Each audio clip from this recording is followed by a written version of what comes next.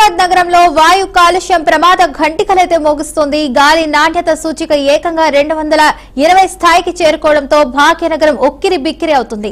గాలిలో PM అయితే 10, PM 2.5 వంటి ప్రమాదకర ధూళి కణాల పరిణామం అయితే విపరీతంగా పెరిగిపోవడంతో వృద్ధులు, చిన్నారులు, ఆస్తమా రోగులు శ్వాస తీసుకోవడంలో కూడా తీవ్ర ఇబ్బందులు ఎదుర్కొంటున్నారు.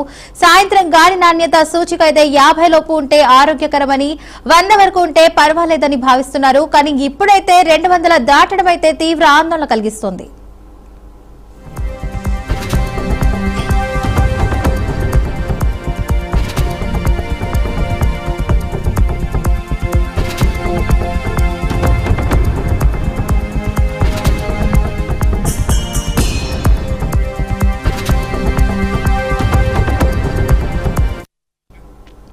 నగరంలోని బొల్లారం, పటాన్ చెరువు, HCU, సోమాజిగూడ, జూ పార్క్ వంటి ప్రాంతాల్లో అయితే కాలుష్యం అత్యంత ప్రమాదకర స్థాయిలో ఉన్నట్లు కేంద్ర కాలుష్య నియంత్రణ మండలి గణాంకాలైతే స్పష్టం చేస్తున్నాయి.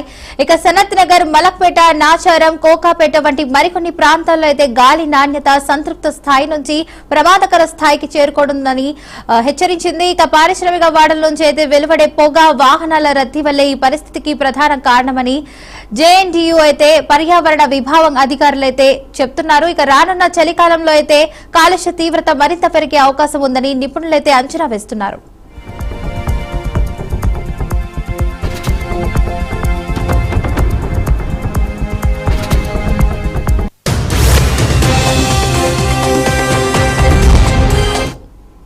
ఇక ఈ నేపథ్యంలో వృద్ధులు, చిన్నారులు వీలైనంత వరకైతే ఇళ్లకే పరిమితం కావాలని, అత్యవసరమైతే తప్ప మాస్కులు ధరించి బయటకు వెళ్లాలని వైద్యులైతే సూచిస్తున్నారు. ఇక ఈ ఆందోళన తెలంగాణ ఉష్ణోగ్రత నమోదు చేసింది. మెయిన్ గా చూసుకుంటే రోజు పాటు ఈ చలి తీవ్రత అనేది పడిపోవడానికి మెయిన్ గా ఎయిర్ క్వాలిటీ, ఇది పొల్యూషన్ కావచ్చు, ఇవన్నీ కూడా చెప్తున్నారు. ఇదే పరిస్థితి ఏపీలో కూడా ఎక్కువగా కొనసాగుతుందని చెప్పుకోవచ్చు. Fatima. Right, thank you Ramakrishna for the update.